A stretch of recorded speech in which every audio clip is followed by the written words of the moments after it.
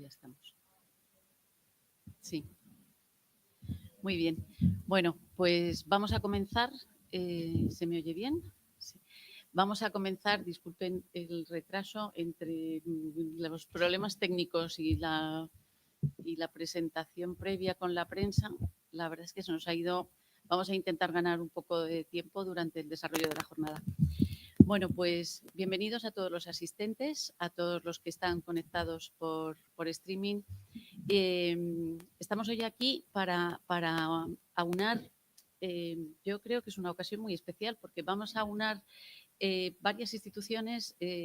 Estamos desarrollando una de las jornadas del Observatorio 2030 del Consejo Superior de Colegios de Arquitectos de España, pero además estamos haciendo esta jornada en colaboración con Fundación 11, con quien tenemos firmado también un convenio de colaboración y con quien estamos haciendo más actividades y vamos a hacer más en un futuro.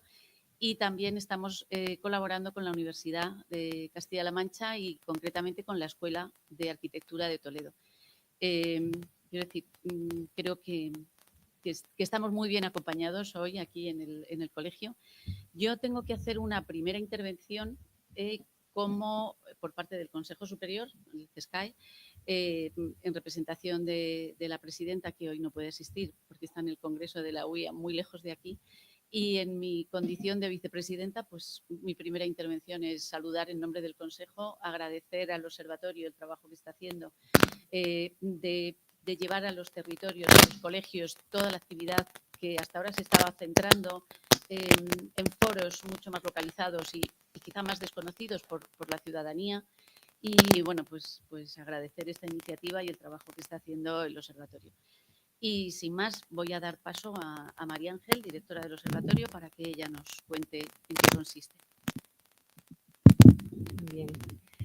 Muchas gracias por esta iniciativa tan bonita y por llegar a una parte vital de nuestra sociedad que sois vosotros y vosotras, que sois el futuro, ¿no? Los futuros proyectistas de espacios donde debemos vivir mejor, ¿no? Donde con ese diseño vais a facilitar la vida de muchas personas. Como decía Elena, formo parte del Consejo y estamos hermanados con todos los colegios de arquitectos de España. Si puedes poner la presentación, por favor. También agradecer a Fundación 11, que forma parte de nuestro observatorio, y por supuesto la parte de la universidad que también aporta en esta labor de investigación que estamos llevando a cabo a través del observatorio. Voy a ser muy breve, pero os tenemos que trasladar cuál es nuestra misión, cuál es nuestra visión y hacia quién dirigimos nuestros objetivos, ¿no? El Observatorio 2030 se crea en el año 2018, en la cumbre de Quito del 2016, se aprueban los Objetivos de Desarrollo Sostenible y entendemos desde el CESCAE que puede ser una oportunidad importante el difundir la misión que tienen esos objetivos en busca de un planeta mucho más sostenible. Por tanto, el observatorio es un espacio de encuentro que alinea instituciones, fundaciones, centros de investigación, asociaciones de todo tipo y que tiene un enfoque, como decía, el de asentar en el territorio una nueva visión basada en las agendas urbanas y en los objetivos de desarrollo sostenible. Para el CESCAE, el eje sobre el cual pivota el observatorio es la calidad. Supongo que a vosotros también el profesorado os traslada que esos diseños deben estar basados en principios de calidad para conseguir ciudades, territorios y pueblos saludables, inclusivos y sostenibles. Para el observatorio es importante la ciudadanía, como no puede ser de otra manera, pero también las escalas. No solo nos movemos en los ámbitos escalares de las ciudades grandes, sino también las intermedias, el territorio rural, y queremos a través de nuestros trabajos de investigación llegar a esos territorios. Y las temáticas que desarrollamos son las que veis ahí. Hacemos grupos de trabajo que investigan sobre industrialización, digitalización. Estamos lanzando acciones para la formación y capacitación en alianza con la Fundación Laboral de la Construcción. Sabéis que el propio sector tiene ahora grandes dificultades para incorporar ese relevo generacional. Es otro de los paquetes de debate que estamos llevando a cabo dentro del observatorio. Como no puede ser de otra manera, también la financiación para poder llevar a cabo la temática que hoy traemos, que es la rehabilitación, por ejemplo, ¿no? Algunos de los documentos que se han ido desarrollando a lo largo de estos 5 años, con la intervención de hasta 610 personas, o sea, profesionales de todo tipo, de todas las materias. Hay una cuestión muy importante. Vosotros sois alumnado de arquitectura. Tenéis un potencial grande que es la conexión entre profesiones. Y eso es lo que hacemos en el observatorio. Somos conectores. No solo somos diseñadores de arquitectura y urbanismo o territorio, somos conectores entre las personas y otras, y diríamos que otras ramas profesionales. Y eso es muy importante a la hora de buscar un futuro para vuestro trabajo.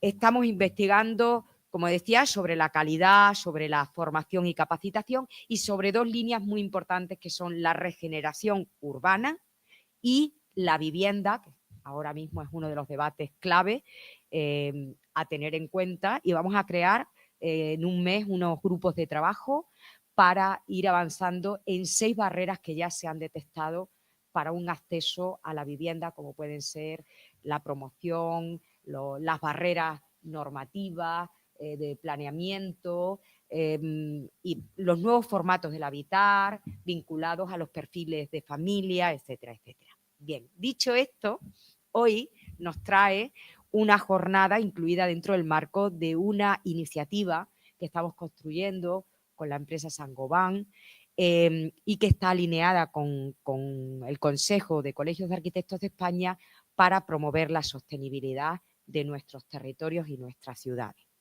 Y como os he hablado ya de las temáticas en las cuales estamos investigando, lo que hemos realizado es construir una iniciativa de tal manera que cada mes hablamos de una temática, hacemos jornadas principales y actividades paralelas como la que desarrollamos hoy aquí, con un objetivo: permear a nuestros colegios profesionales, porque el observatorio, como decía Elena, está muy encajado principalmente en Madrid y debíamos ramificarlo y permearlo a los territorios, ¿no? Terminará en un congreso científico y que recogerá también las conclusiones de todas estas jornadas, un congreso que abriremos a la participación y que habrá un comité seleccionador de ponencia. Y finalmente lo que os traemos es una página web. Os invitamos que podáis entrar a otras temáticas y ver las jornadas que ya hemos desarrollado, como por ejemplo una que desarrollamos en Málaga sobre el ciclo del agua, el proceso del ciclo del agua, que hablaba del reciclaje, o bien la de Navarra, que hablábamos, por ejemplo, de industrialización, ¿no? Todas estas jornadas estarán colgadas y están colgadas de nuestra página web. Y finalmente hoy hablamos de rehabilitación. Y aquí me paro un segundo para dar paso a la SEA, para darte paso a ti, Elena, otra vez, pero sí me paro en algo importante. Sabéis que la rehabilitación debería contemplar todos los aspectos que hagan que nuestros edificios puedan aportarnos mejor salud, ¿no? Salud física, social y mental. Y hay una de las cuestiones que siempre se toca lateralmente, colateralmente, y es la accesibilidad. Sabéis que Europa promueve muchos fondos alineados con la mejora del medio, con el mantenimiento del medio ambiente, y ahí alinea bastantes fondos en materia de eficiencia energética. Sin embargo, para Europa la accesibilidad es un pilar básico, un pilar social.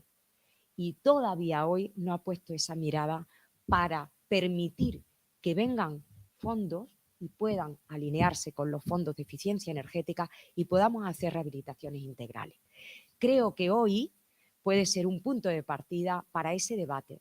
Pensad que todas las personas tenemos los mismos derechos de acceso a nuestros edificios, a nuestras ciudades, de comprensión y de uso.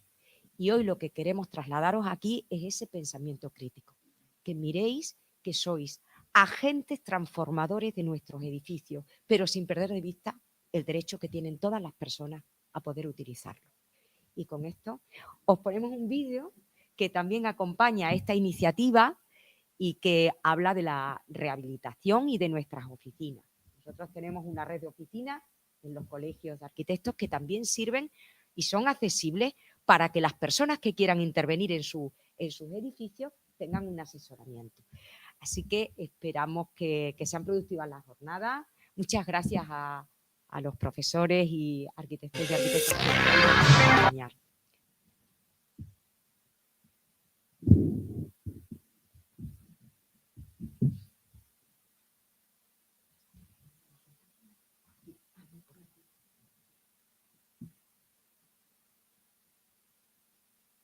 Abajo, en el triángulo central.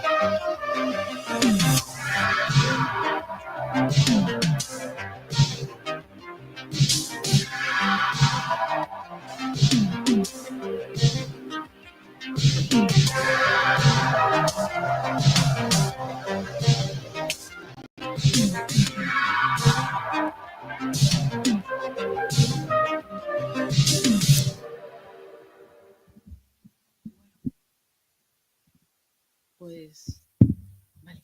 Muchísimas gracias, María Ángel. Creo que con esto tenemos una idea bastante más clara ya de lo que es el observatorio y del trabajo que está haciendo y de los objetivos que se persiguen. Yo voy a ser muy breve porque podemos ir adelantando un poquito de tiempo para el resto de los ponentes. Mi intervención ahora ya como decana del Colegio de Arquitectos de Castilla-La Mancha y como arquitecta va a ser en dar unas pinceladas de por qué tenemos que tener esa visión global a la hora de acometer una rehabilitación y bueno, pues yo quería hacer una reflexión sobre todo a raíz de la pandemia, cuando nos dimos cuenta después de estar encerrados en nuestras viviendas, de la necesidad de rehabilitar y de mejorar las condiciones en las que estábamos viviendo, pero además cuando a nivel político y a nivel de la administración estábamos pensando en la necesidad que habría después de dar un impulso económico al país después de esa situación y se planteó el abordar las tareas de rehabilitación como motor de ese impulso.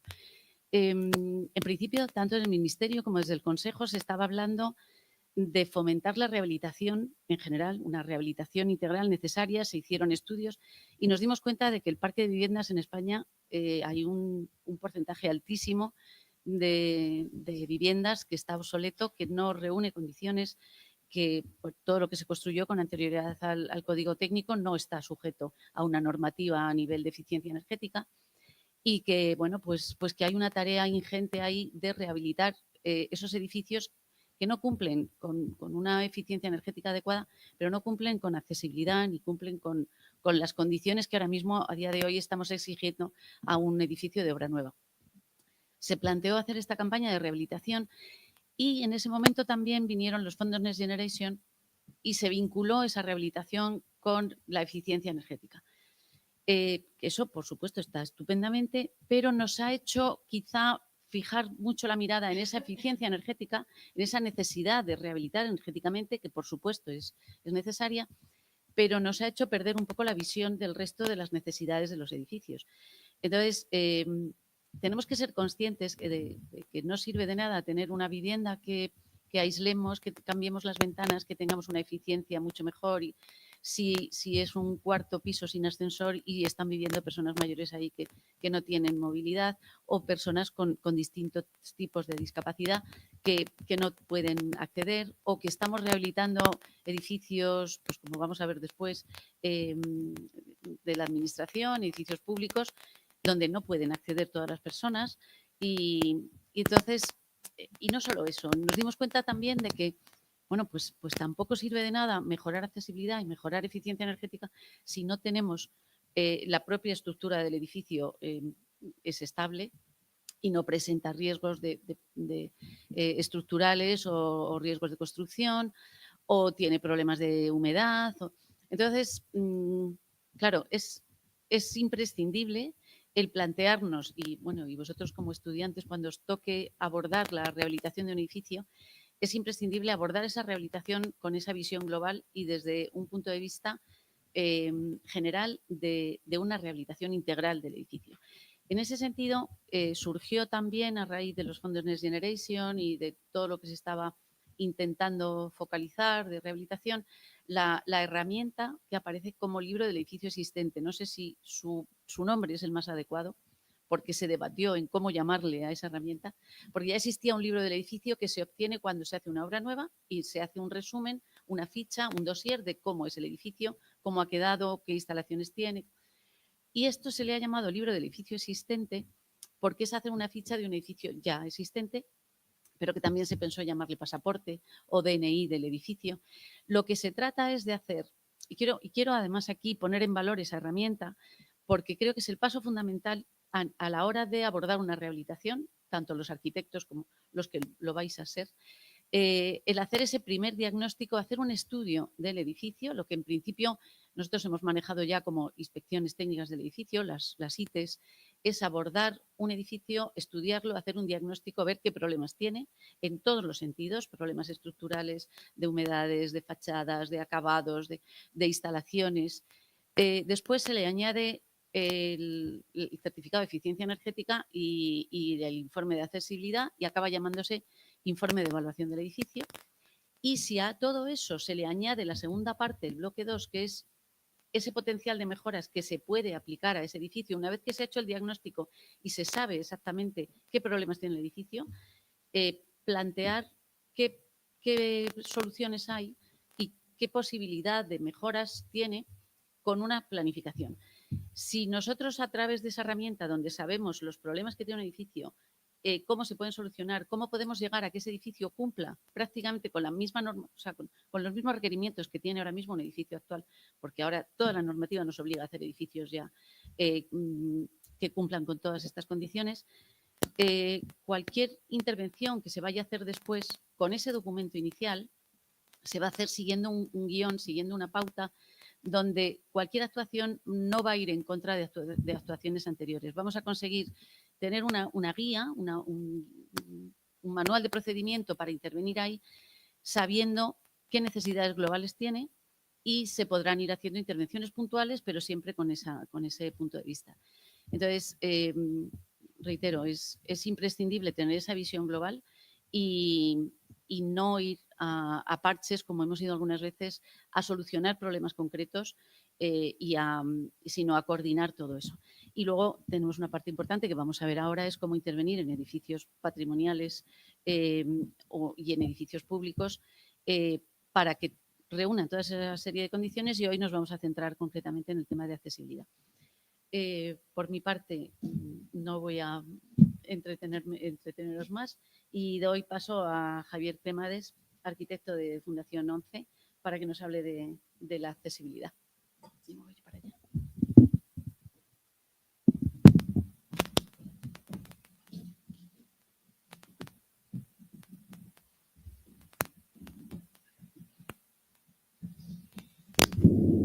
Bueno, pues buenos días a todos los que estáis aquí presencialmente y a los que están en streaming.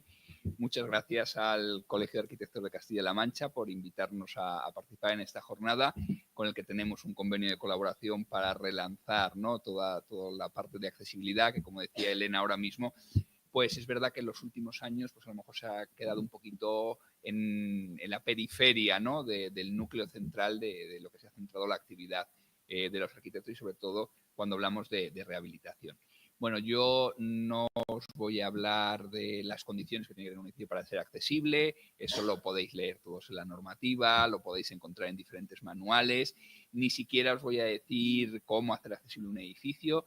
Yo simplemente lo que voy a hacer es lanzaros una pregunta y en esta necesidad de visión crítica, ¿no? De pensamiento crítico, pues comentar algunos tips que a lo mejor nos ayudan a sacar nuestras propias conclusiones, ¿no? Acerca de la rehabilitación y de la accesibilidad.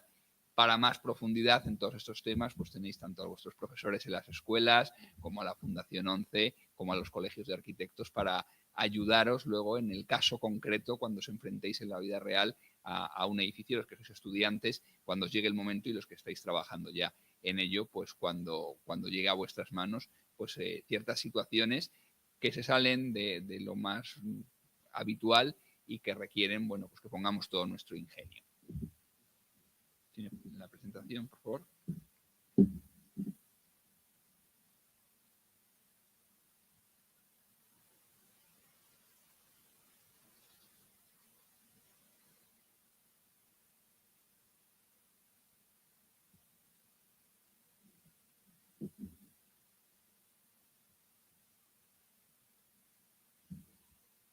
Bien. Bueno, pues realmente yo lo que he venido a decir, podía deciroslo ahora y ya me volví a mi sitio, ¿no? Porque yo lo que quiero es que os vayáis con esta pregunta en la cabeza. ¿Hay rehabilitación sin accesibilidad? Eso es algo a lo que cada uno tenemos que responder como profesionales cuando nos enfrentamos a la realidad de la rehabilitación. Sí que es verdad que, como os decía, os voy a dar algunos tips para que podamos ir viendo qué ocurre cuando nos enfrentamos a una rehabilitación. No sé si se pasa. Si no lo manejo a lo mejor desde el teclado. No.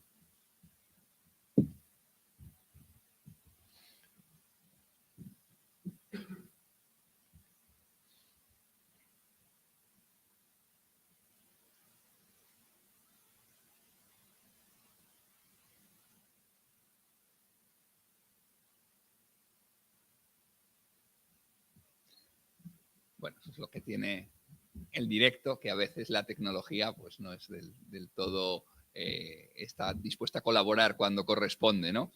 De hecho, sobre eso también hay una reflexión muy buena que viene al hilo de la accesibilidad, y es que muchas veces pensamos en la accesibilidad como en añadir toda una cantidad de elementos tecnológicos, ¿no? que han venido para quedarse y que nos facilitan la vida, pero que puede llegar un momento en que puedan ser poco efectivos, ¿no? esos elementos. ¿Vale? Me viene muy bien al hilo para la reflexión, aunque no tenía que ver con la pregunta que os lanzaba, pero también hay otra pregunta, ¿no? Es decir, cuando hacemos edificios, cuando rehabilitamos edificios que nos van a hablar después de un edificio rehabilitado para una función especial de la administración pública, ¿no? Para una residencia, pues todos tenemos desgraciadamente en la cabeza las imágenes de lo que ha pasado hace muy poquito en Valencia, y a lo mejor nos vienen a la cabeza las imágenes de esa residencia de ancianos, ¿verdad? Que salía en televisión, donde estaban los residentes con el agua a la altura de la cintura, o incluso de las trabajadoras de la residencia de Massanassa, creo recordar, que decían que habían tenido que subir a pulso a los 124 residentes al segundo piso. ¿Por qué? Porque hemos dejado la accesibilidad en manos de la tecnología. Porque estamos haciendo un edificio que tiene un perfil muy claro de uso y de usuarios, y hemos dicho que para cambiar de planta utilicen un medio tecnológico, que cuando hay un corte de luz deja de funcionar, como es un ascensor.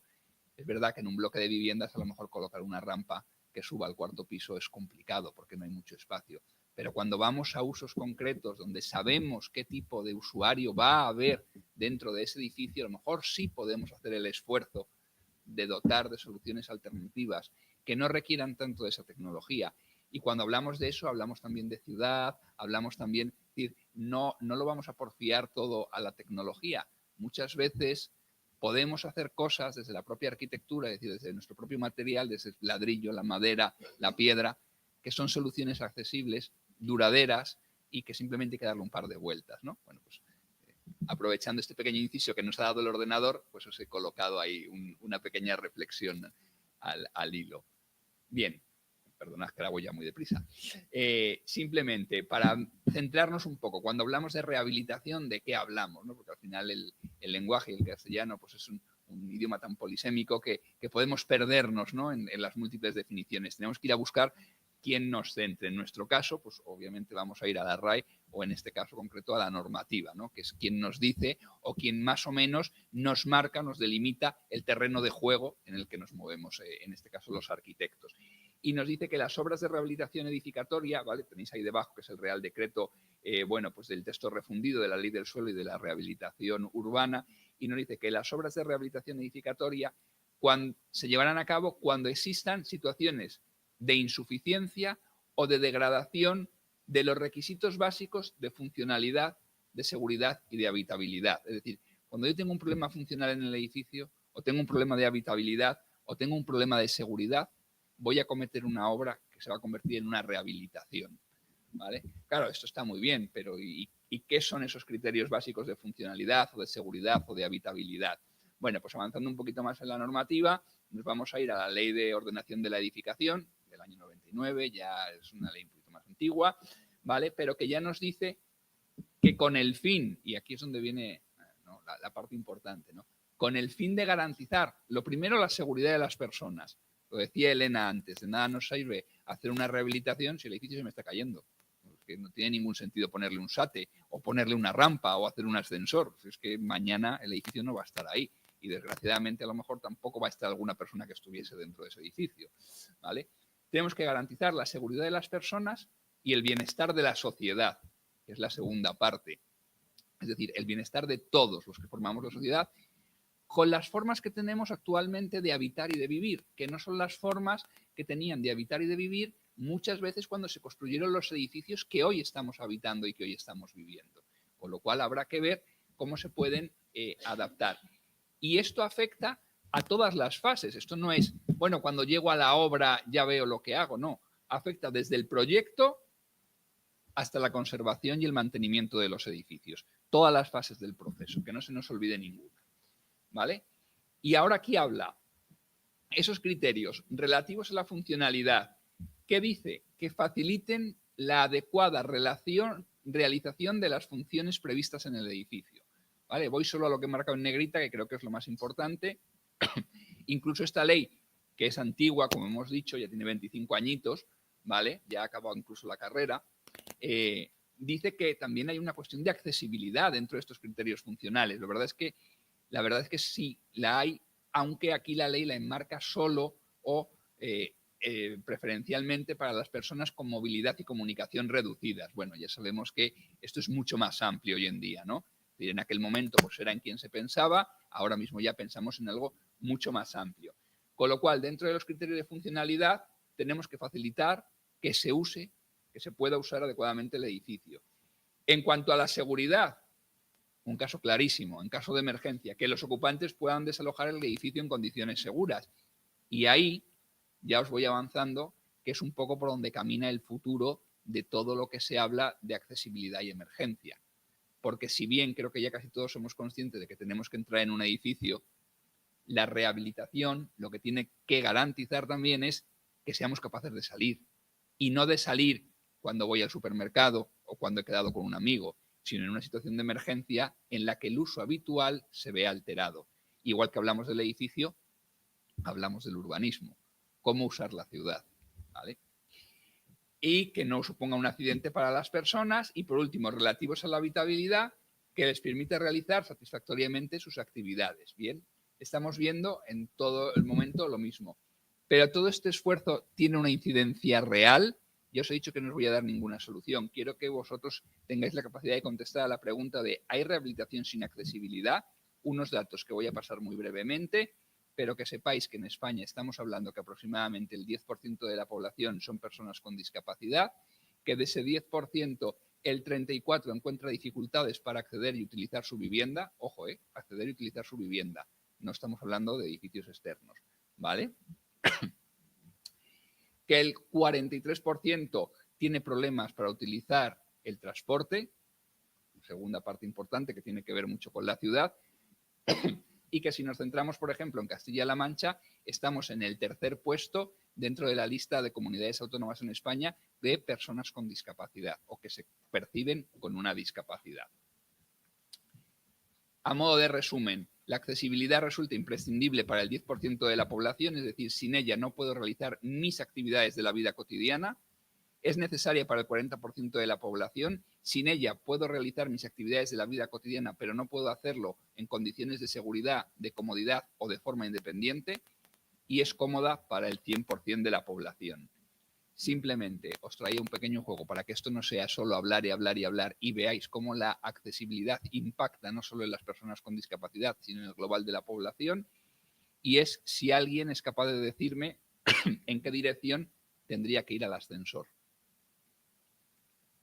Esto es checo, no es un idioma que me he inventado yo para pillaros. Si hay algún estudiante que ha estado de Erasmus en la República Checa, pues a lo mejor lo sabe, ¿verdad? Es complicado, sobre todo hay alguna palabra que es fácil. Toaletti, yo creo que más o menos todos nos podemos encaminar, pero ahí es donde tendría que ir si quiero ir al ascensor. Y esto nos puede pasar a cualquiera que nos vamos de vacaciones a Praga. O sea, quiero decir que no es...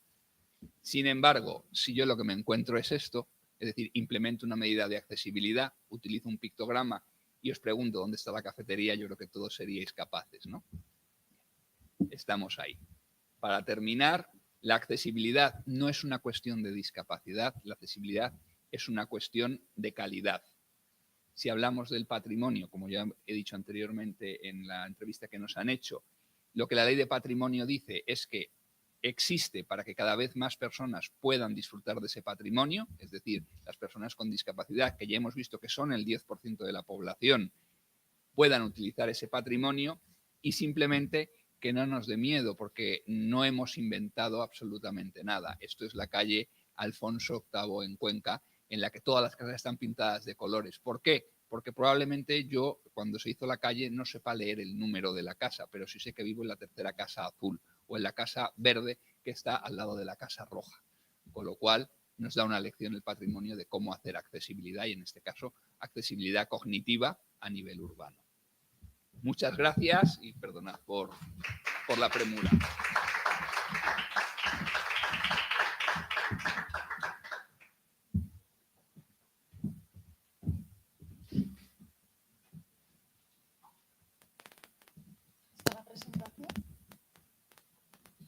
Bueno, buenos días a todos. Creo que no me voy a presentar porque creo que me conocéis todos. Y bueno, yo creo que sí que se puede rehabilitar sin contemplar la accesibilidad, por desgracia, y se hace. Y es más, y cometer errores quizá no tan visibles, pero muy comunes. Mientras me dan...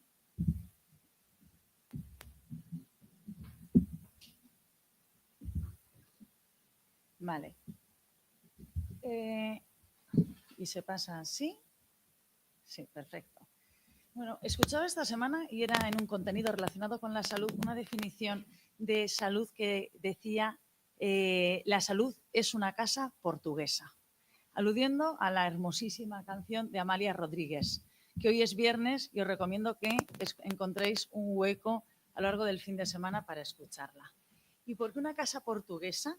Una casa portuguesa porque dice Amalia Rodríguez que esas casas tienen paredes de cal encaladas, huelen a romero en su interior, hay un racimo de uvas encima de la mesa y luce un sol tibio fuera. Es decir, que la salud, y al fin y al cabo estamos hablando de salud, estamos hablando de bienestar físico y psíquico, reside en el equilibrio. Yo, para acompañar estas palabras de la bellísima canción de Amalia Rodríguez, he, arrimando el ascua a mi sardina, seleccionado una hermosa vivienda, la Casa Ribeiro, ¿no?, del conocidísimo arquitecto también portugués Távora. Y es que si hablamos de accesibilidad, hablamos de ciudad, también me parece sustancial. Cuando hablamos de accesibilidad, nos circunscribimos exclusivamente al edificio, es decir, que si salimos del edificio y nos encontramos una escalinata, ¿qué hemos hecho? No hay mejora posible si la mejora no está basada en ese equilibrio del cual se nos habla en la canción, de esa coordinación de fuerzas. lo cual trasciende a todas estas legislaciones, por desgracia, porque somos, yo creo, quienes trabajamos y quienes vais a trabajar en el campo de la arquitectura, por desgracia lo comprobaréis, creo que somos testigos, por ejemplo, de situaciones tales como que sí, tenemos legislaciones que nos dicen que nuestros edificios, aquellos que cuentan con alguna antigüedad, tienen que pasar una revisión necesaria. Y también sabemos que un enorme número de ayuntamientos no hacen nada en caso contrario. Esto en el caso de los vehículos está absolutamente superado, en el caso de las viviendas no. Sabemos perfectamente que cuando hablamos de ciudad accesible, bueno, pues parece normal considerar que es que Toledo es inaccesible, Cuenca es inaccesible por el casco histórico que tiene y las condiciones topográficas que le determinan. Y mientras invertimos, y bien invertidos, dinero en solventar estas cuestiones, paralelamente estamos aprobando programas de actuación urbanizadora, estamos aprobando modificaciones puntuales, estamos aprobando proyectos o programas de singular interés que sitúan centros comerciales en las afueras, hospitales a 6 kilómetros del centro. Es decir, repensemos. Parece que la naturaleza últimamente nos está dando enormes lecciones de dónde nos está llevando el desconocimiento geográfico. Nosotros también partíamos de una magnífica ciudad y una magnífica tradición en la ciudad que era la europea, la mediterránea, la compacta, la densa. Y parece que damos pasos, sí, pues a favor de ciertas mejoras muy concretas, pero mientras también estamos caminando radicalmente y basándonos en ese desconocimiento en una dirección absolutamente opuesta, que hace que sean muy poco rentables las inversiones que se hacen. Bueno, cuando hablamos de accesibilidad en las ciudades, ¿no? Incluso este ejemplo parece que ya no sería adecuado. No sería adecuado porque no es accesible para personas, por ejemplo, en silla de ruedas. Hay otros que parece que sí son más accesibles y que incluso históricamente no se han tenido y cuentan ya con más de un siglo de antigüedad que estas cuestiones, porque la industrialización lo ha hecho posible, ya están entre nosotros. No hay que confundirlas con las ocurrencias, que también existen, algunas desde lo lúdico y otras incluso con unos fines y unos afanes bastante divertidos. Lo que sí es claro es que cada vez más, sobre todo hasta el comienzo de la crisis económica, se invierte en accesibilidad. Porque al final yo creo que todos somos discapacitados. Y no porque me alinee con esta manera de ver las cosas, de tenemos capacidades diferentes. A mí, francamente, me parece una barrera ser, por ejemplo, invidente. Pero creo que al fin y al cabo todos vamos a ser discapacitados si tenemos la mejor de la suerte, que es llegar a ancianos, porque desde luego la ancianidad incapacita. Luego es imprescindible que pensemos de una manera coordinada e integrada la casa, el patrimonio, el monumento, la calle, la ciudad, el territorio, integrando a los distintos, no solamente diría funciones, sino también factores políticos. Es imprescindible, seré muy rápida, conocer las características de cada uno de estos modos que se implantan con frecuencia, decimos ya, en nuestras ciudades, porque en muchas ocasiones también somos tendentes a pensar que lo que ha funcionado en un lugar, ¿por qué no va a funcionar en otro? Pues porque a los que les queda bien una talla 44 no les suele quedar bien una talla 36, por ejemplo. Entonces, esto ya está evaluado, se sabe qué ventajas y qué inconvenientes reúnen cada uno de los diferentes modos.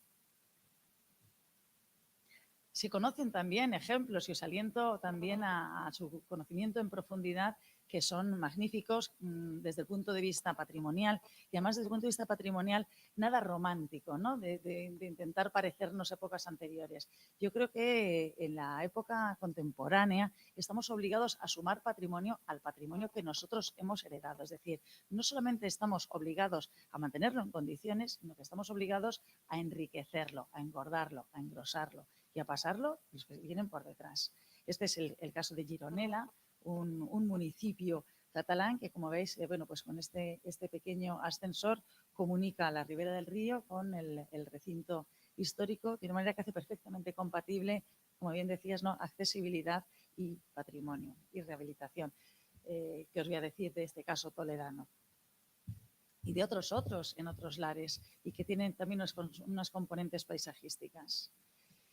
Pero si regresamos a la ciudad, creo, y hablamos de accesibilidad, creo que hay que ser realistas. Y realistas es conocer el campo actual que ocupa a nuestras ciudades, sus desafíos.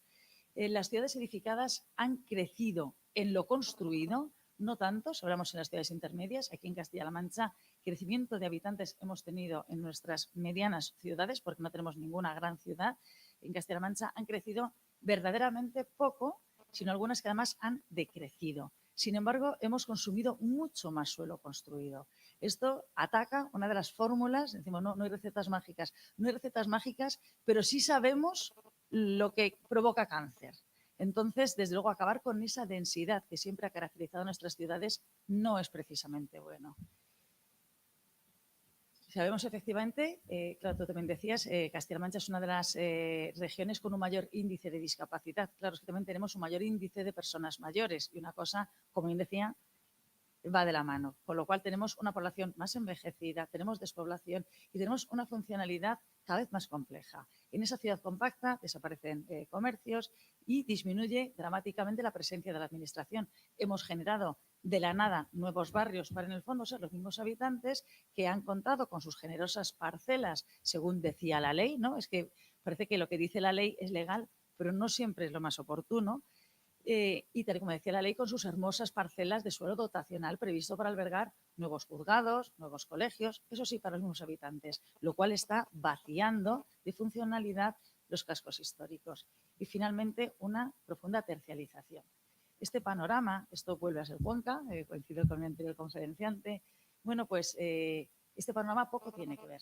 Desde luego, parece que trabajamos mucho, efectivamente, por decir que vamos a hacer edificios accesibles, por ponernos medallas más particulares, mientras, efectivamente, tomamos, por ejemplo, desde el punto de vista de la planificación, decisiones, todas ellas amparadas por la ley, que parece que van radicalmente en contra de hacer la vida más accesible o más inclusiva, porque los habitantes de estos barrios lo que hacen es tener los servicios que antes tenían a 2 calles de su casa cada vez más alejados. Y esto en el mismo marco en el cual subvencionamos que se pongan ascensores en las viviendas.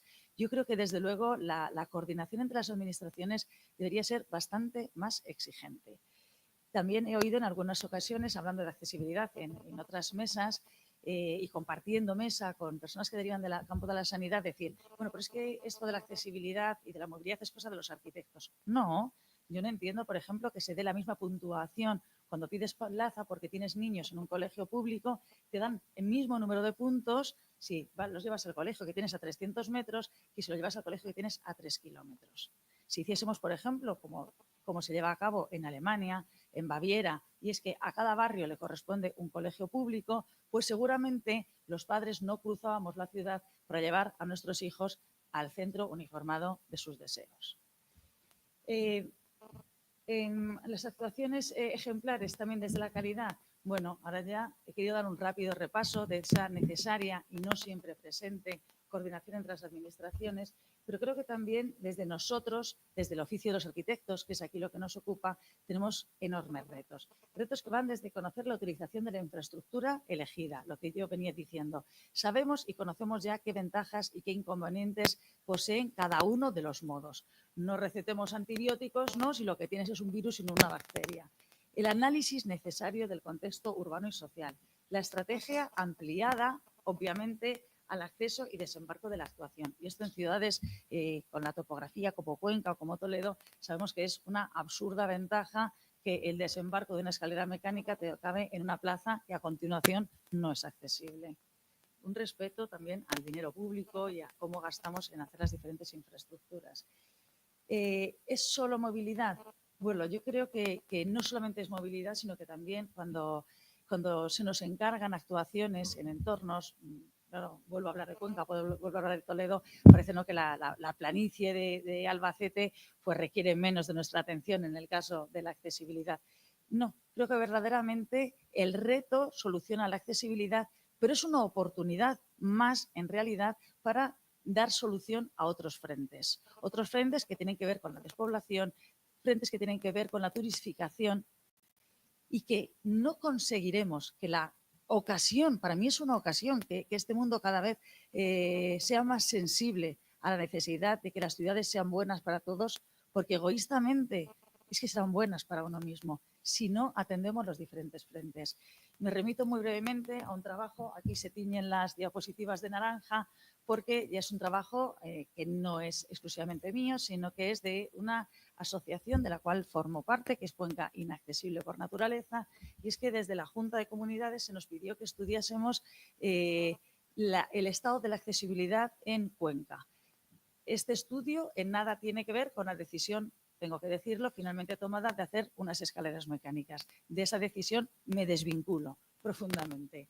Bueno, pues aquí nosotros nos encontrábamos en la obligación de estudiar porque nuestra finalidad era, con el argumento de la accesibilidad, hacer la ciudad verdaderamente más inclusiva. La accesibilidad era casi una herramienta, la inclusión era nuestro objetivo. ¿Cómo iba a ser así si no sabíamos dónde vivía la gente, dónde podía salir la gente a encontrarse, qué es lo que hace la ciudad, es decir, dónde se ubican los parques, dónde se ubican las plazas? Conocer una a una el estado de las calles de nuestro recinto histórico y sus diferentes inclinaciones. Conocer además todo lo que tiene que ver con movilidad, que ya estaba implementado en el caso de Cuenca, todos los aparcamientos, aparcabicis, etcétera, etcétera. De esta manera se desarrolló, lo veis abajo, el efectivamente deficitario, cuanto más azul, más deficitario, no hay nada nuevo bajo el sol, porque efectivamente Cuenca se hizo voluntariamente por cuestiones defensivas inaccesible. La situación parecía que era bastante dificultosa, tal y como pretendieron y consiguieron nuestros antecesores. Hicimos un estudio sobre las líneas de autobús, porque ocurre, como con este rápido repaso que he hecho, las diferentes decisiones de las administraciones y de las políticas. Y es que la coordinación de aquello que estamos analizando es absolutamente necesario. Estudiamos también el estado de cada uno de los edificios de ruina. Es decir, en nuestros recintos históricos, una cosa que también está ocurriendo es la dificultad de acceder a la vivienda, muchas veces con problemas de división horizontal, muchas veces por la cantidad de obra que hay que acometer y otras veces por cómo las herencias se han venido repercutiendo en un mayor número de propietarios. Bueno, convenía saber cuál era el estado de cada una de las parcelas, cada uno de los portales y así cada una de las manzanas, para dictaminar dónde y por qué estaban en partes algunos de los porqués de la despoblación. La situación de ruina también avanzaba la situación de despoblación, de deshabitación que tenían cada uno de los inmuebles y también de los diferentes usos que íbamos encontrando por el casco antiguo, las diferentes funciones, la disfuncionalidad, etcétera. Y en cómo acoplar finalmente qué medios en función de componentes visuales paisajísticas. Ahí veis en los diferentes colores representábamos tanto los lugares desde los que se obtienen las mejores vistas, así como los lugares más vistos, para tener en cuenta que esta componente visual, como bien sabían los antiguos, que se movían poco con planos catastrales y mucho con planos cargados de sensibilidad, cargados de oficio y cargados de una herramienta que en la ciudad es indispensable y que es la sección, sabían muy bien. Y con esto, bueno, pues proponíamos una serie de elementos pequeños, porque es un casco en el cual viven poco más de 1000 personas y basados en ascensores y que, bueno, sí que conseguían no mejorar la accesibilidad. No nos engañemos, en estas situaciones la mejora al 100% es prácticamente inalcanzable, pero sí, desde luego, una mejora bastante significativa. Con esto, y sé que he ido muy rápida, pero espero sobre todo haber conseguido varias cosas. En primer lugar, que no nos deslumbren algunas cosas por modernas, ¿no? Como esto de la eficiencia energética, de la ciudad del futuro, de las smart cities, etcétera. Reitero que creo que ahora la naturaleza, la semana pasada en la Escuela de Arquitectura de Toledo recibíamos a Eduardo Mangada y Eduardo Mangada decía que estos desastres acontecidos principalmente en la región valenciana, pero también que han afectado a algunas localidades castellano-manchegas, no han tenido nada de desastre natural, que esto es un desastre de la actuación humana. Y además muchísimos de estos ejemplos amparados perfectamente por la ley.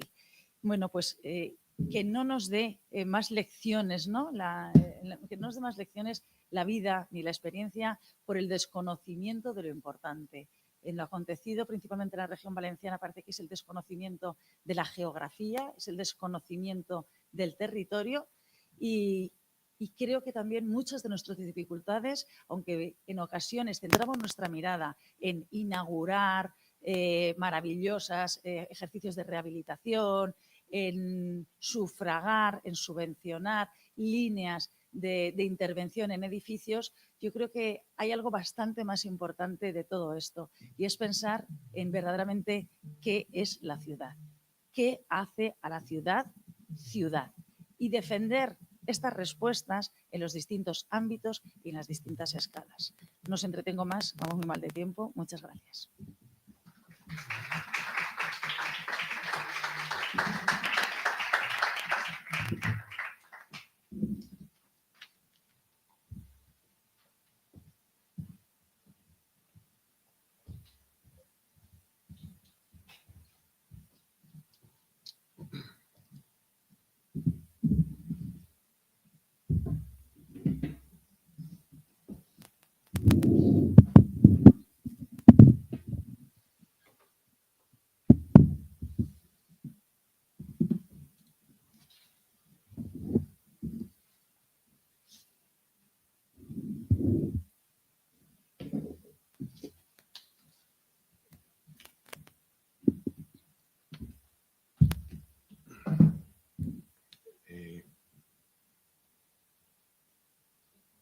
Sí, pues. Bueno, en primer lugar, como no puede ser de otra manera, agradecer al Colegio de Arquitectos la deferencia que ha tenido con invitarnos a esta jornada.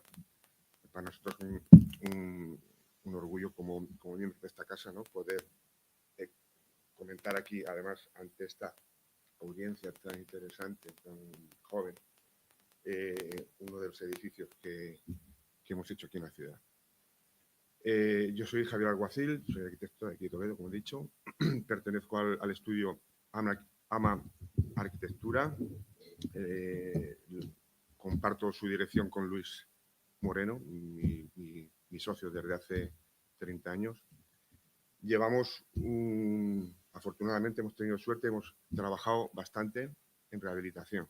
Hemos hecho aquí en el casco cerca de, bueno, no sé el número exacto, pero aproximadamente unas 200 intervenciones. Unas más pequeñas, otras más grandes, como es normal.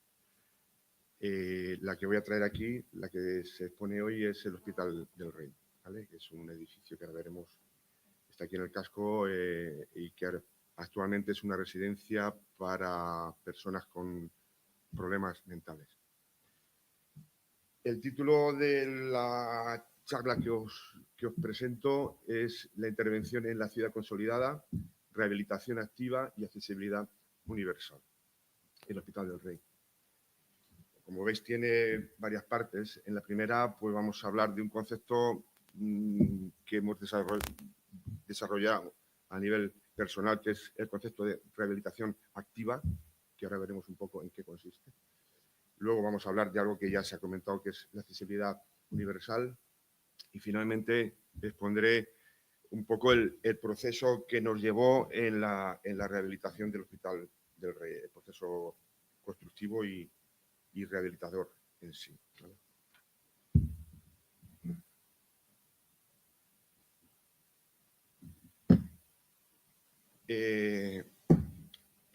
No asustéis, no, bueno, es simplemente, quiero empezar hablando de lo difícil que es asumir el cambio, a veces, de lo difícil que resulta en ocasiones entender el proceso rehabilitador. El proceso rehabilitador puede llegar a ser traumático a veces, porque es una cuestión que nos cuesta asumir, son procesos complejos que son largos además. Bueno, cuanto más mayores, más nos cuesta, y por eso la mayoría de los que estéis aquí sois jóvenes, entendéis un poco esta diapositiva, y es que debemos de estar preparados para la evolución, para el cambio. Entonces, son los Pikachu, Raichu y en la juventud estas situaciones no es que sean normales, es que las buscan, porque esto es lo que se propone para la juventud, y lo cual me parece fantástico.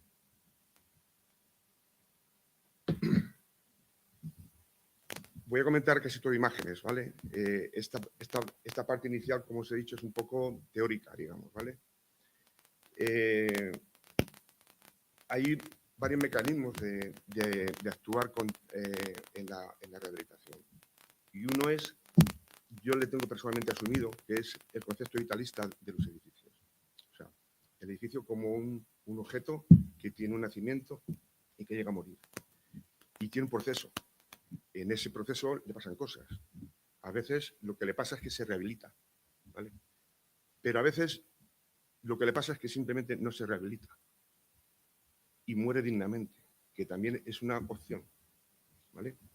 Es una opción que no es políticamente correcta, que la legislación ahora mismo nos la tiene muy controlada, pero hay veces que el objeto muerto es más bello que el objeto vivo, ¿vale? Y quiero que veáis en esta imagen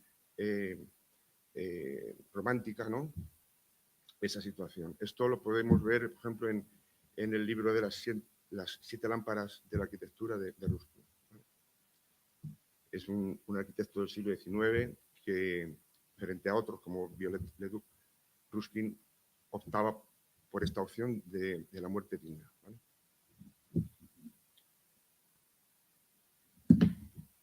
Otro mecanismo es la resurrección, porque en algunos casos, como el pabellón de Mies, en Barcelona, es un edificio que desapareció, murió, no dignamente, pero murió, y que en un momento dado se decidió su reconstrucción.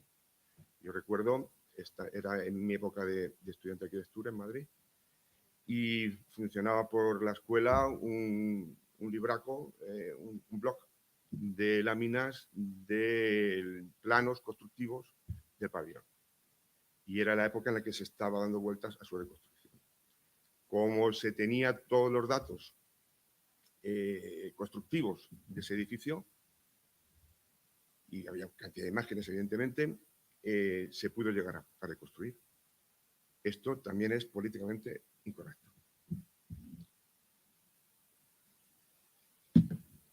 El mecanismo más natural, perdona,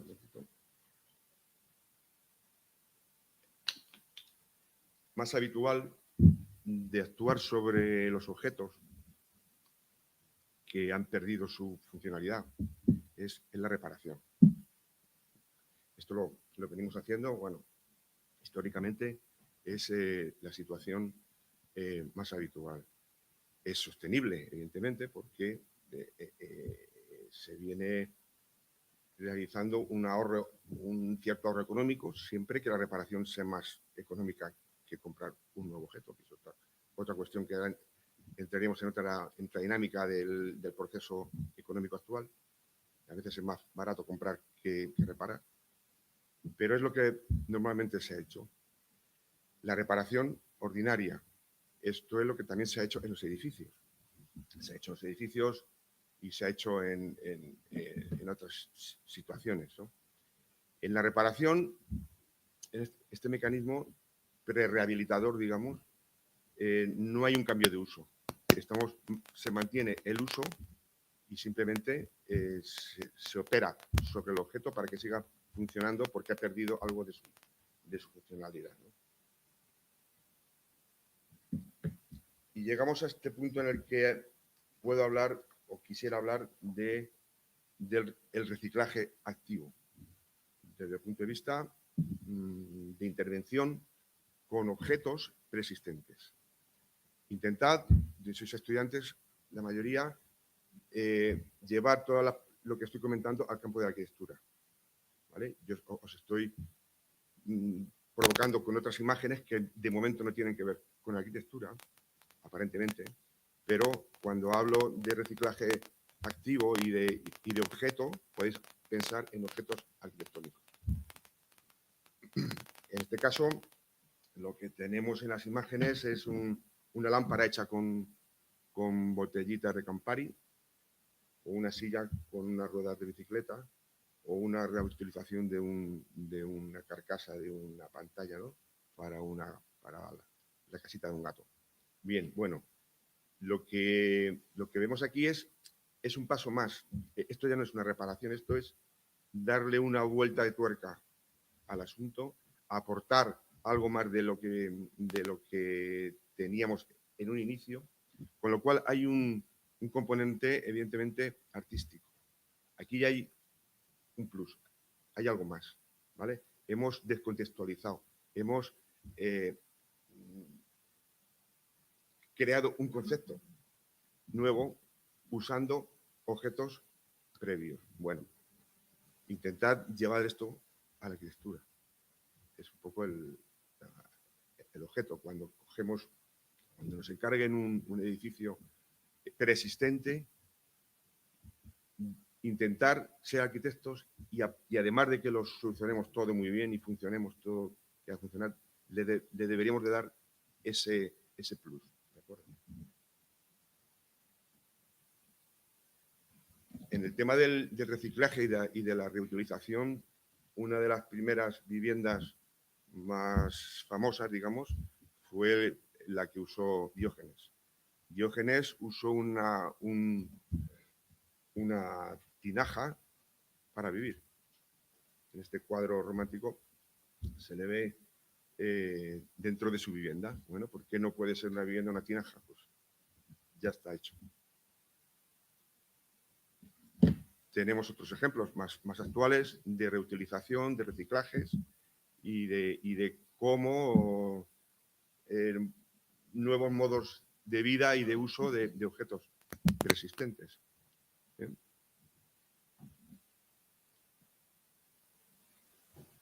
Santiago Cirujeda, hacía tiempo, esta foto ya tiene por lo menos 15 años, utiliza elementos constructivos fuera descontextualizados. Estos son cavities, que son unas piezas que se usan para hacer soleras. Él las coloca en fachadas, por ejemplo. Bueno. Andrés Jaque, estos cachivaches que vemos a veces por el campo cuando vamos, ¿no?, en los campos de agricultura que sirven para regar, bueno, pues genera una instalación de uso público a modo expositivo, una especie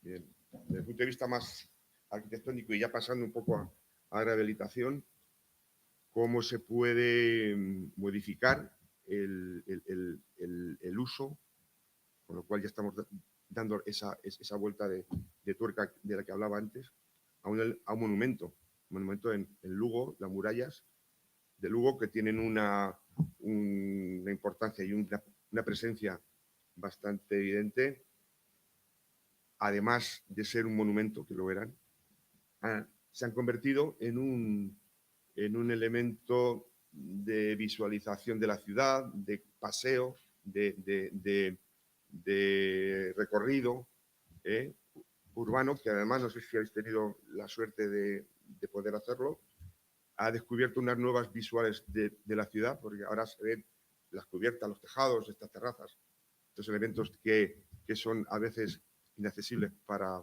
la vista.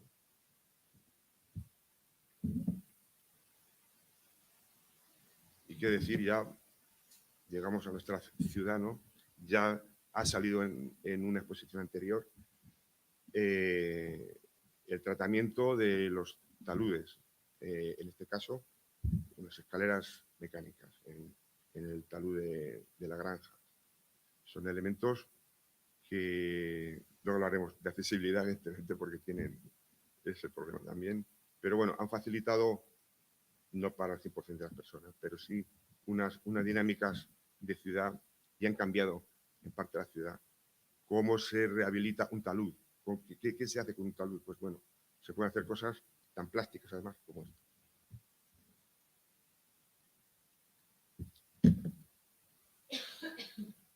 Hablando de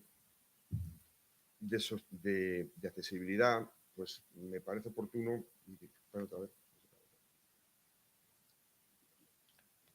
leer el artículo sobre qué es la accesibilidad universal, porque no tiene pérdida. ¿Vale? Lo voy a leer si me permitís. Dice: accesibilidad universal es la condición que deben cumplir los entornos, procesos, bienes, productos y servicios, así como los objetos, instrumentos, herramientas y dispositivos para ser comprensibles, utilizables y practicables por todas las personas en condiciones de seguridad y comodidad y de la forma más autónoma y natural posible. En la accesibilidad universal está incluida la accesibilidad cognitiva, para permitir la fácil comprensión, la comunicación e interacción a todas las personas. La accesibilidad cognitiva se despliega y hace efectiva a través de la lectura fácil, sistemas alternativos y aumentativos de comunicación, pictogramas y otros medios humanos y tecnológicos disponibles para tal fin. Presupone la estrategia de diseño universal o diseño para todas las personas y se entiende sin perjuicio de los ajustes razonables que deban adaptarse. Bueno, yo creo que está clarinete. A vosotros, estudiantes, os va a tocar, porque nosotros ya estamos un poco más en retirada, pero llevar a cabo todo lo que está diciendo este artículo. Porque habla del diseño. Y en el diseño de los entornos vais a tener una gran labor que hacer. Vais a desarrollar vuestro ejercicio profesional en el diseño de los entornos. Y de los edificios, pero también de los objetos, posiblemente. ¿Vale? Con lo cual tenéis que entender, por favor, lo que dice bien este artículo, que cuando diseñemos, abramos la cabeza y estemos pensando en el 100% de las personas que deben de usar ese edificio o esas instalaciones. ¿Vale? Es un reto, digamos, pero bueno, tiene recorrido, hay mucho recorrido por hacer, pero yo creo que es fundamental. Yo tengo un buen amigo, que además de amigo es cliente porque hice su casa, que me decía, bueno, es hemipléjico, va en una silla de ruedas, y me decía, mira Javier, es que lo que es bueno para mí es bueno para todos. Y esa frase tan sencilla, ¿vale? Es evidente, es rotundísima, ¿no?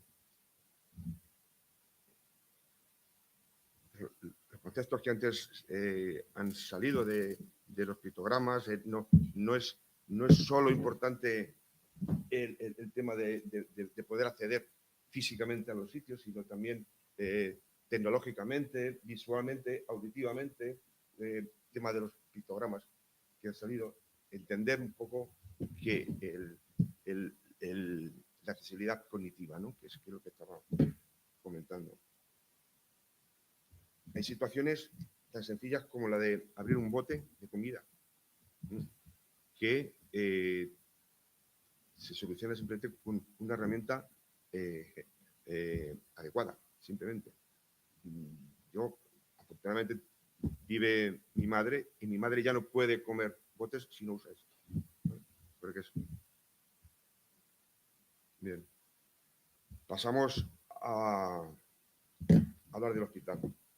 El Hospital del Rey es un edificio que está en Toledo, en el centro, cercano a la catedral. Ahora veremos un poco la situación concreta.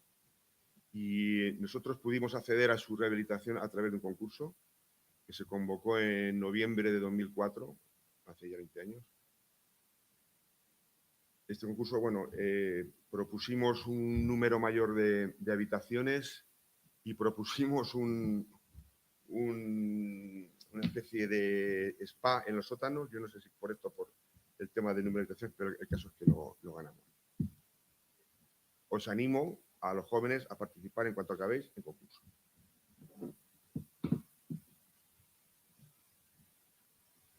Como veis aquí, datos de la cuestión, bueno, pues veis los arquitectos que colaboraron con nosotros. Lo promovió la Consejería de Sanidad y Bienestar Social y lo construyó el grupo Condisa, Ortiz, vale. Fueron 5.000 y pico metros construidos y un presupuesto entonces de 7,5 millones de euros. Hay que decir una situación, es que cuando ganamos el concurso nos convocó el consejero y nos dijo que no se iba a hacer. Y nos salió un repente, y le convencimos al final, porque luego sí se hizo evidentemente, y le comentamos que tuviera en cuenta una cosa, y es que es el único edificio no religioso, civil, que mantiene su uso desde su fundación en España. Este edificio se generó en el siglo XVI, XVII como hospitalito, como un hospitalito de atención para ciegos, para personas con necesidad. Y mantuvo durante todos los siglos XVII, XVIII, XIX ese uso, hasta hoy. Entonces, las opciones de convertirlo en hotel o en otras situaciones, digamos que cuando le explicamos esto, bien explicado, pues parece ser que se le fueron y afortunadamente se pudo llevar a cabo. Empujaron otras personas también, evidentemente, y al final se consiguió. Bien, en rehabilitación existe un método de trabajo que es muy sencillo, y que hay que llevar con rigor, que es parte del conocimiento exhaustivo del objeto que vamos a tratar. Si no conocemos el objeto, no tiene sentido. No, seguramente igual acertamos, pero tenemos poca probabilidad de acertar. El conocimiento del edificio se hace en principio mediante el dibujo. Dibujar los planos, hay que plateárselo, hay que medir, hay que ahora fotografiar, ¿vale? Hay otras herramientas. Ahora está el láser escáner. El láser escáner nos va a dar una nube de puntos, pero no nos ahorra mucho tiempo, pero no nos hace entender el edificio dibujado. Cuando se dibuja, se entiende el edificio, ojo, ¿vale? No perdáis nunca la opción del dibujo. La documentación, que ahora veremos algunos ejemplos, y las catas y sondeos, que son las prospecciones que se hacen. El hospital, como os he dicho antes, está muy centrado en lo que es la almendra de la ciudad, muy cercano a la catedral. Veis aquí, el hospital es la pieza amarilla, la catedral es la pieza verde, junto con el mercado, que es la que tiene a su derecha. Esto es el mercado, que ahora está en obras, el Teatro de Rojas, la catedral y el hospital. Este es el claustro de la catedral, que no lo hemos incluido, pero también, ¿vale? Y esto es lo que se llama la Plaza Mayor. Bien. Curiosamente, el edificio no da a la Plaza Mayor. Su portada de acceso está a la calle Chapinería, que es esta de aquí. ¿Por qué? Pues posiblemente porque Nicolás de Vergara el Mozo, que fue el arquitecto que hizo este edificio, era además arquitecto de la catedral y estaba mejor visto, digamos, vincular el edificio que iba a hacer con la catedral, ¿no? Que con los elementos de mercado y de más. Es una hipótesis. Bien. Como os he dicho, Nicolás de Vergara el Mozo, su padre también fue arquitecto, y era Nicolás de Vergara el Viejo. Estos son planos de él, y él era arquitecto de la catedral. Le encargaron la ampliación de la catedral con la capilla del Sagrario y el camarín de la Virgen, por ejemplo, hacia aquí.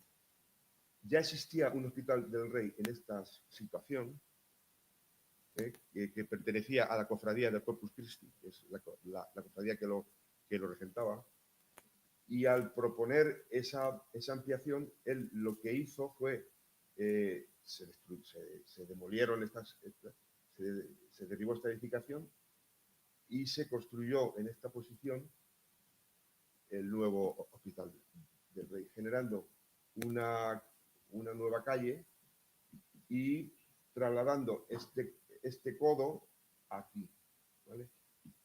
Esta es una operación plenamente renacentista que, como veis, genera una de las calles, de las pocas calles rectas y anchas que hay en la ciudad, que es la de Maestro Pérez, que es esta, ¿vale? Eso es en cuanto a los aspectos urbanos. Os decía que hay que documentarse. Nosotros hay que hacer una labor de investigación lo más amplia posible, Estos son planos que encontramos en los archivos. Ahora el tema de encontrar imágenes debido a la facilidad que nos permite el Google y demás, lo tenemos más fácil, pero en esta época había que patearse los archivos y las bibliotecas, ¿vale? Para encontrar estas, no solo de planos, sino también de imágenes históricas que nos pudieran dar información sobre situaciones o elementos como la portada, como apertura de huecos de ventana o de imágenes como esta, en la que nos refleja un poco cómo era el hospital en épocas. Esto es una imagen de los años 20 que nos recuerdan estas películas históricas donde aparecen todos los enfermos en hilera, porque están aquí, ¿no? Estas eran las salas, las crujías que tenía el edificio y que cuando nosotros llegamos a él estaban totalmente compartimentadas y muy distorsionadas, ¿no? El patio, las zonas de acceso, no me voy a detener demasiado. Esto es un edificio, como aquí dice, en manzana cerrada, son crujías, las crujías principales, y luego tiene el patio en el centro.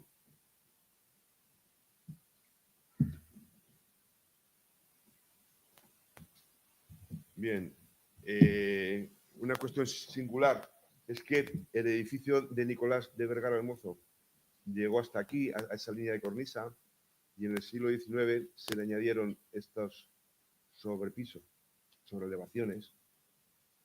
Otro aspecto que nos impactó un poco era el poco uso que tenía el patio. El patio era un patio de considerables dimensiones, de un tamaño importante, y estaba ocupado por los lucernarios. Esas 12 piezas que hay ahí son los lucernarios de una bóveda que hay debajo. Pero eran lucernarios que sobresalían del patio y que estaban, como se ven aquí, llenos de tiestos y de vegetación. El patio era imposible de usar. Aspectos como este, las bóvedas de la planta sótano se estaban usando como comedor. Ahora veremos un poco la situación en la que estaba y cómo quedaron.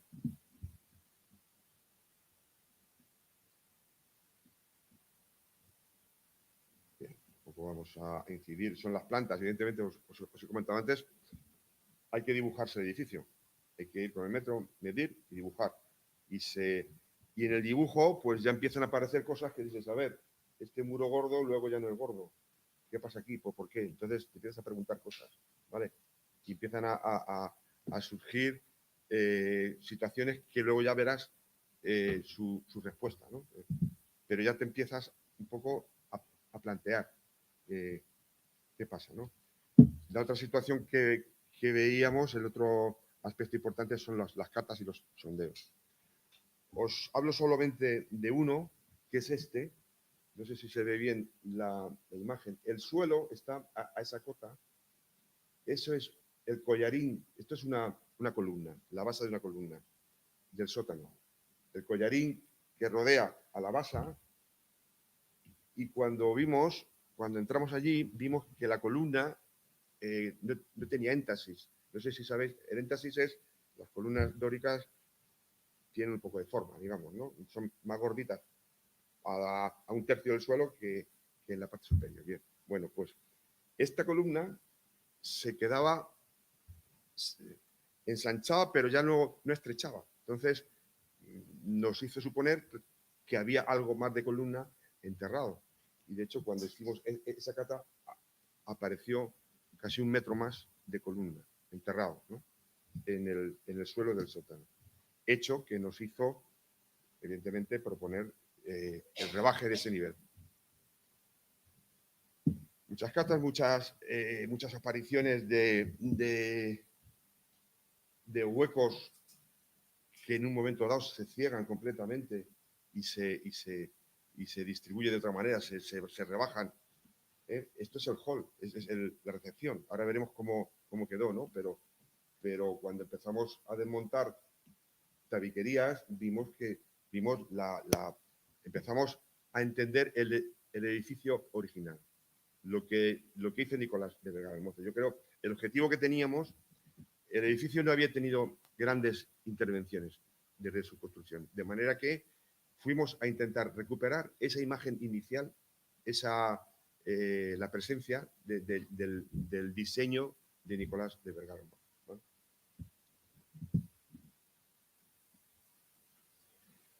Un aspecto importante, claro, a nosotros nos encargaron una residencia. En la residencia tenemos que hacer un cierto número de habitaciones, unas 60 habitaciones. Claro, los muros, como habéis visto, en la mayor parte de los muros eran unos muros de 1,5 metros de ancho. ¿Cómo hacemos 60 puertas en esos muros? Pues el planteamiento, la estrategia fue decir con qué contamos y a ver si ojalá nos aparezcan 60 puertas preexistentes, cegadas o no, pero aprovechables. Entonces, el trabajo, una cuestión que no he comentado evidente, pero es que es evidente, es un trabajo conjunto con los técnicos de arqueología, arqueología, restauradores y arquitectos en estos edificios tenemos que ir de la mano, ¿vale?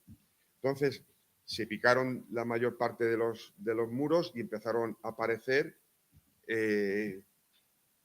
puertas cegadas, abiertas, recegadas, reabiertas, con lo cual pudimos empezar a hacer un planteamiento junto con las ventanas, que también eran intocables, de distribución de esas nuevas habitaciones. Entonces, era una especie de sudoku en el que teníamos por un lado las ventanas que daban a la calle y por otro lado estos pasos que eran totalmente aprovechables, aunque hubieran estado cegados, ¿no? Bueno, y imaginaros, pues nos encontramos falsos techos ocultos, otras cosas raras como estas de intervenciones no muy acertadas en los años 80, en los cuales se perdieron bastante de los alfarjes. Los alfarjes son los forjados de madera originales, ¿no? Desgraciadamente quedaron pocos en las plantas superiores, ninguno, en la planta baja, alguno que luego veremos. Incluso llegamos a plantearnos la búsqueda de la capilla de San Tirso. La capilla de San Tirso es como una leyenda urbana en Toledo, porque no se ha encontrado. Hay unos planos, que son estos, pero no se ha datado, no se sabe dónde están. En el edificio, esa foto no se ve muy bien. Eso es una parte de la bóveda de las cuevas, de los sótanos. Pudiera ser, ¿por qué no?, que esto fuera la capilla de San Tirso. No lo datamos ni lo llegamos a constatar. La propuesta arquitectónica, pues, como no podía ser de otra manera, pues, en primer lugar, proponía la recuperación de la lectura original del edificio, como he dicho. Al no haber intervenido ningún otro arquitecto importante, nosotros tampoco lo somos, el que venga que desmonte lo que hemos hecho, no pasa nada, pero desde que se fundó el edificio no hubo una gran intervención. Entonces, por eso era fácil ir a buscar el origen. Es decir, vamos a intentar rescatar cuál fue la imagen que Nicolás de Vergara del Mozo le dio esta edificación, ¿vale? Como no, era también necesario, evidentemente, una consolidación de las estructuras, porque había zonas en las que estaba aquello regular y había que aportar algún elemento de viguería nuevo de las estructuras. La adecuación funcional, por supuesto, para que el objeto de residencia funcionara como tal, que es una residencia, cuando podáis hacer alguna ya veréis que es un edificio complejo en su funcionamiento. Y las instalaciones, había que actualizar todas las instalaciones del edificio. Bueno, doy un repaso rápido. En los sótanos en L, se ubicaron la zona de almacenamiento, vestuario de personal, instalaciones.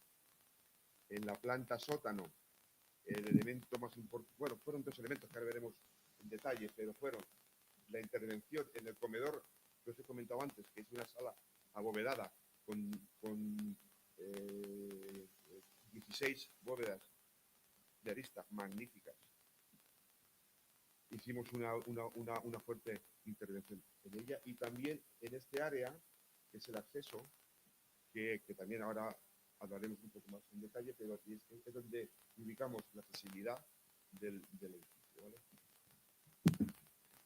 Las siguientes plantas, esto es ya la planta baja, digamos, y aquí lo principal fue la recuperación de estas salas que hemos visto antes de las fotografías, que eran las crujías que Nicolás de Vergara el Mozo dejó diáfanas, para ubicación de casero del comedor, y aquí fisioterapia y terapia ocupacional.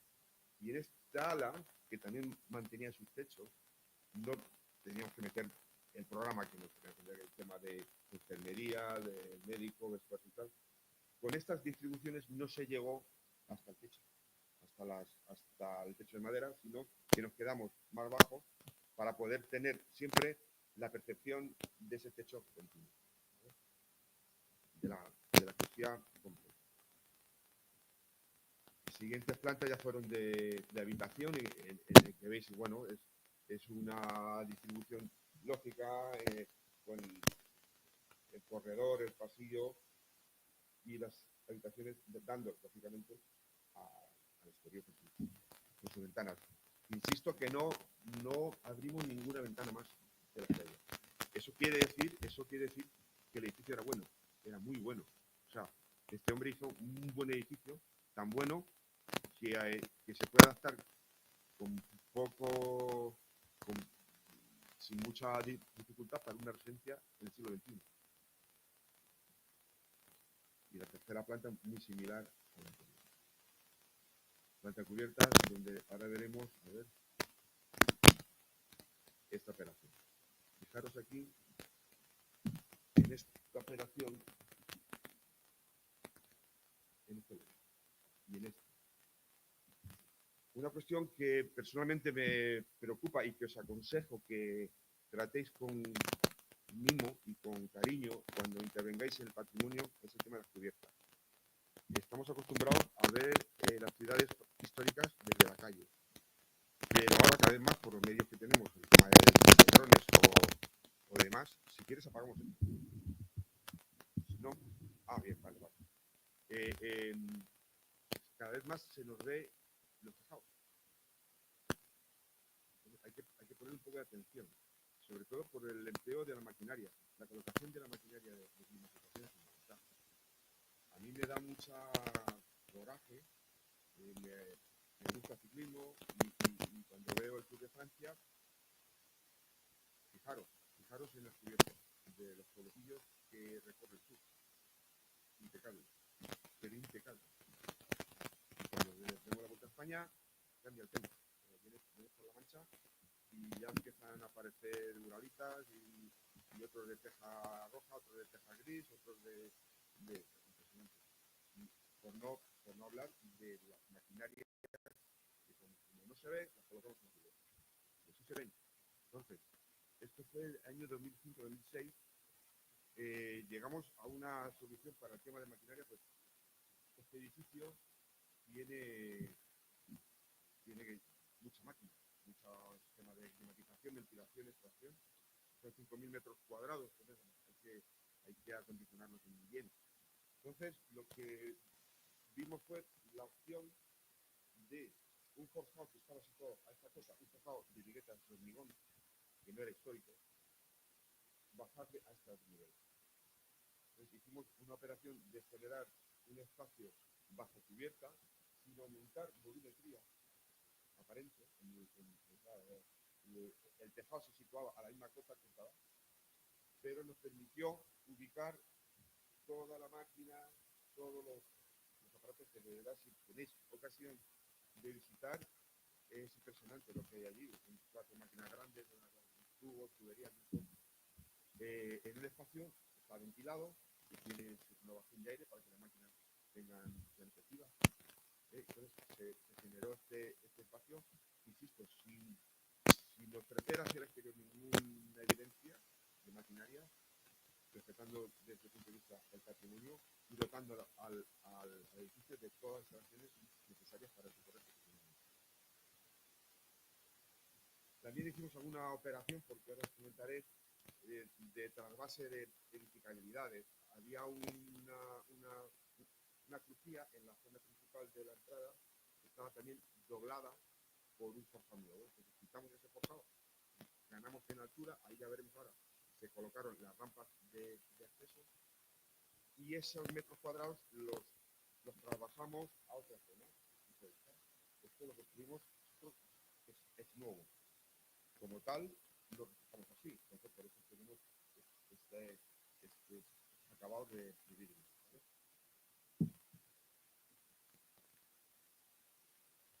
Como veis aquí, se ve muy bien en los trabajados lo que correspondía a la operación, al edificio inicial, ¿vale? y las implementaciones que se hicieron en el diseño.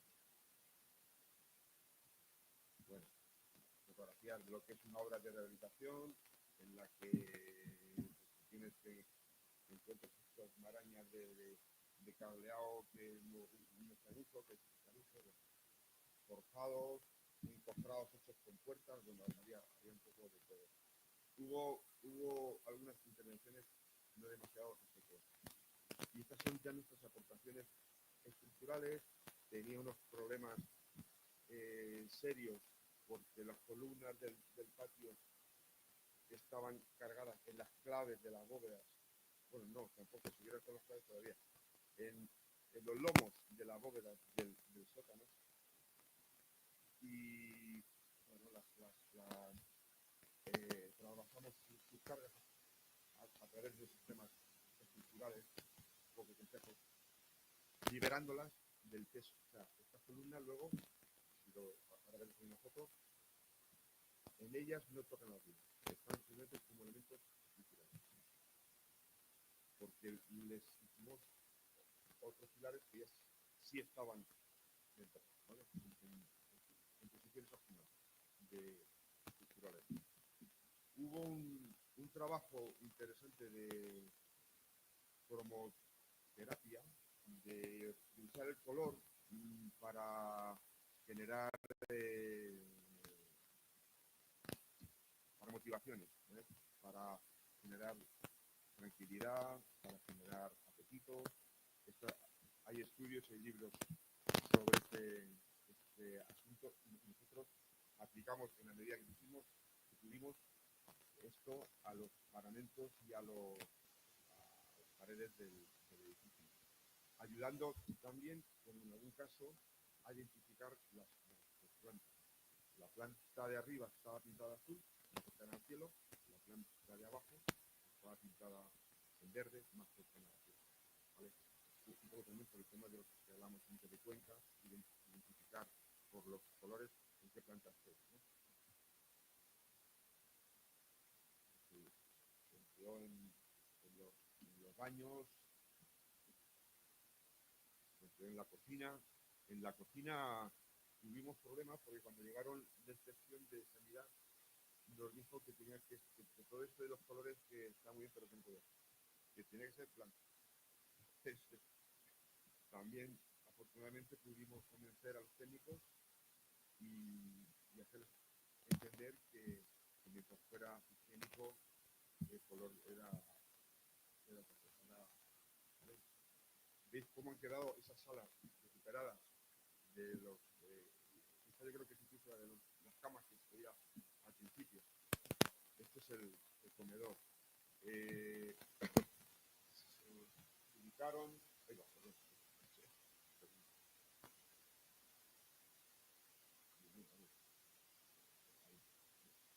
Medio y a medio. Disculpadme. Le he dado...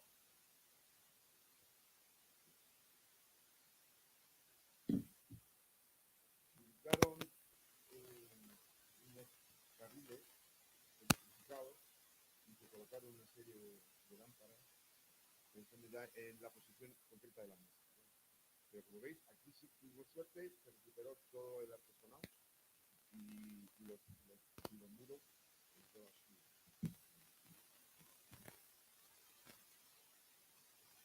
Vale, el zaguán. ¿Cómo vamos? Ahí, ¿no? Vamos a hacer. El zaguán es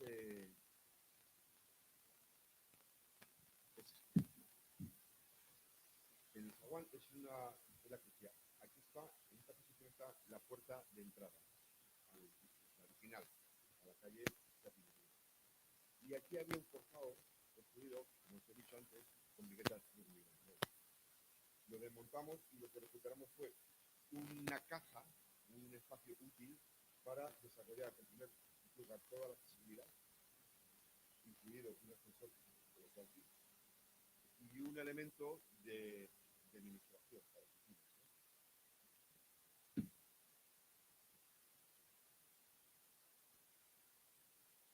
Son los dibujos que hacíamos entonces con el sketch.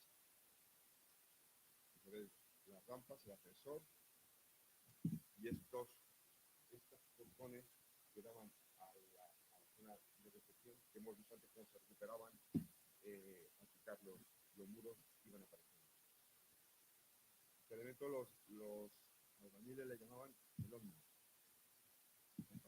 Bueno, veis un poco las rampas iluminadas, el ovni ahí al fondo.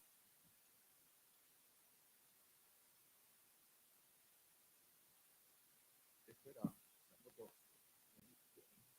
el acceso cuando tiramos ese portón, y este otro que es una de las fotos ya del estado final, el color, la iluminación. Las instalaciones en las zonas, en las crujías que recuperamos, se llevaban por el centro, metidas en una especie de cajón continuo, y por ahí iba la ventilación, la extracción, la iluminación, la electricidad.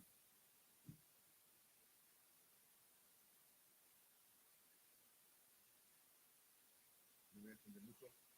Empleamos el vidrio de color, acero galvanizado, y la puerta es una puerta que pertenecía al anterior Hospitalito del Rey del siglo XIV, es una puerta gótica, magnífica, y esta puerta estaba en la calle, en cuanto a la puerta, sufriendo las agresiones físicas de la gente que faltaban muchas historias. Y lo que hicimos con ella fue meterla dentro como un elemento escultórico. Hicimos otra puerta, una puerta nueva, y se situó como mamparo, digamos, de circulación. Lo veis ahí, en el alto de la primera planta. Se hizo también un mueble para la zona de recepción,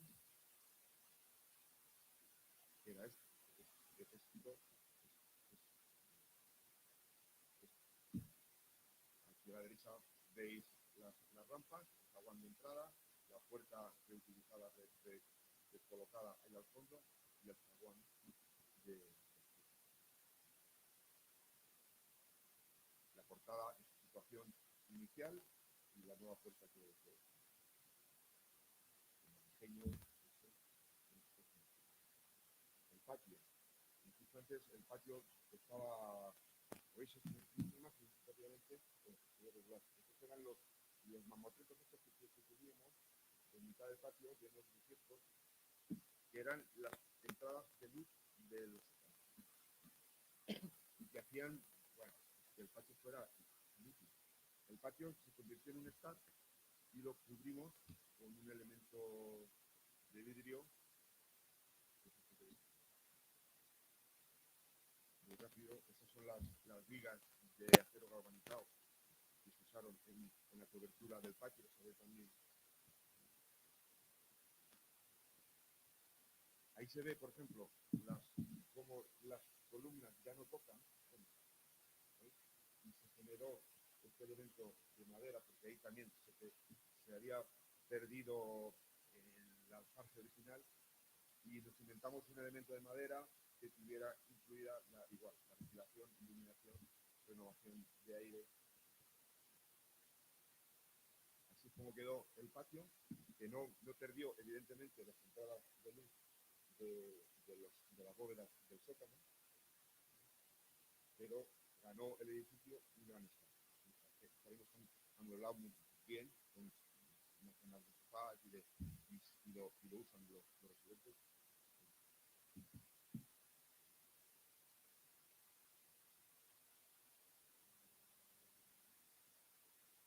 Este es este elemento que generamos para ese techo de madera, con una maqueta que nos hacía el encargado a escala 1:1 en Clarus, y cómo se fue componiendo, ¿no? Luego veis, hay zonas que son de rejilla, es una rejilla de rejilla. Ahí, en el lomo.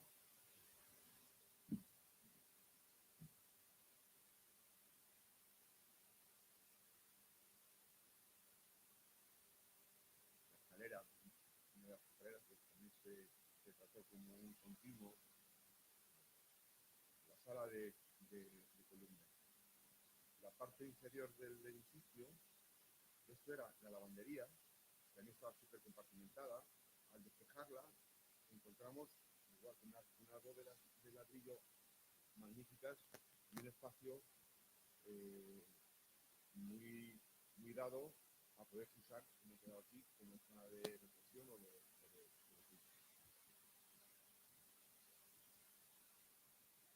el antiguo comedor, que os he comentado, los de las columnas que estaban incompletas, que tenían parte enterrada, este era el aspecto que nos encontramos. Veis la cantidad de puntos, de poquitos, de cosas, de cables, de historias que tenía, y el aspecto un poco, claro, tétrico incluso, porque estaba en sótano, sin luz. Esto, insisto, esto fue cuando encontramos que las columnas tenían 1 metro enterrado. Esto era una imagen de ese lucernario, de la clave de la bóveda de arista antes de la intervención, y esto es después. Se recuperó toda esa sala, se bajó, insisto, el nivel de sótano y se limpiaron los techos, se produjo una entrada de luz, se aclaró un poco esa entrada de luz y se dotó de una iluminación artificial que hiciera el mismo efecto que la luz natural, o sea, que entrara por los se le dotó de unas rampas, era un espacio en principio no accesible, y lo convertimos durante estos elementos de rampas en accesibles. Se hicieron pruebas de carga porque estas rampas iban empotradas en la pared mediante estas vigas. Aquí se completó la prueba de carga. A veces tenemos que subir a los sitios para demostrar que no se van a caer, pero no nos creen. Y esto fue un poco la imagen final de este espacio exterior, que como digo es magnífico. Hay otro similar en San Clemente, pero es de 12 bóvedas. Conclusiones finales si queréis luego, porque estamos